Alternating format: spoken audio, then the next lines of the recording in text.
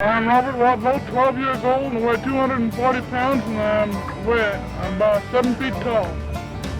These boys grouped around me are about the same age as I am. They go to the same grade.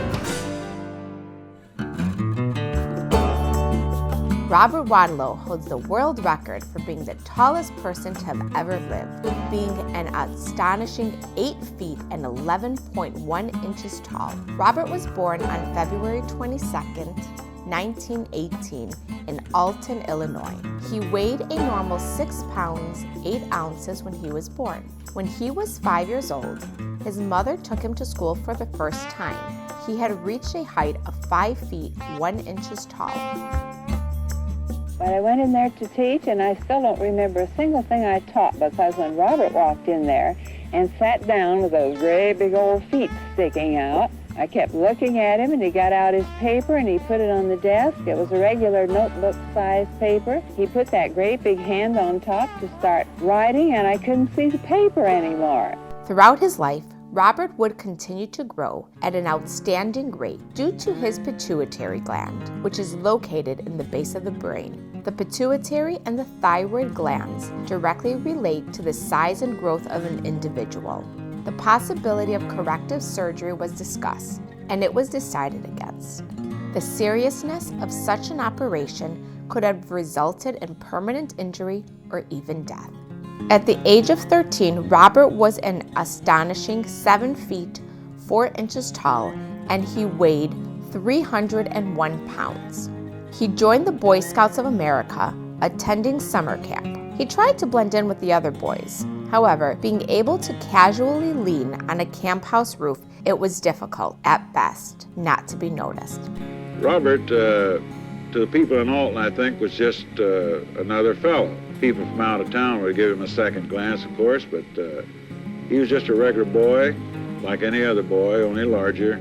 I rarely found him angry at any time. The only time that he really did get angry was when we were walking in a crowd, he having one hand on his dad's shoulder, the other on mine, and then someone would come up behind, pinch him in the leg or kick him in the shins to see whether or not he was walking on his own legs or on stilts. After his 21st birthday, he was accepted into the Franklin Masonic Temple. Most men's rings size range from 8.5 to size 13.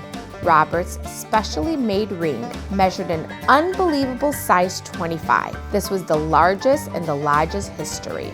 The lodge even made him a special chair so he could sit in and be comfortable. You can see how large the chair is when an average person sits in it.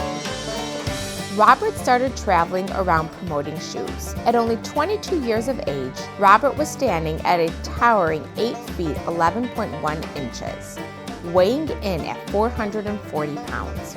This title has yet to have been beat in over 75 years.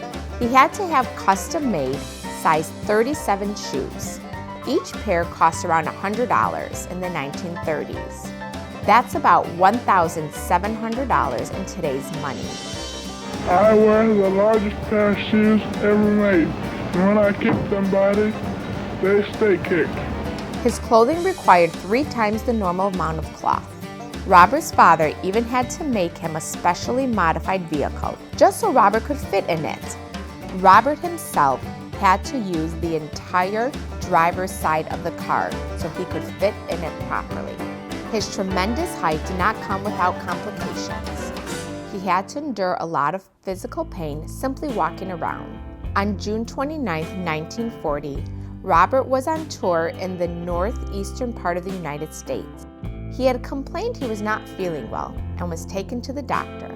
After the doctor examined Robert, it was explained that a brace on his left shoe, which had just been adjusted prior to the trip, had been rubbing against his ankle, causing an infection. 10 days later, after minor surgery, blood transfusions, and running temperatures of 106 degrees, Robert passed away on July 15, 1940.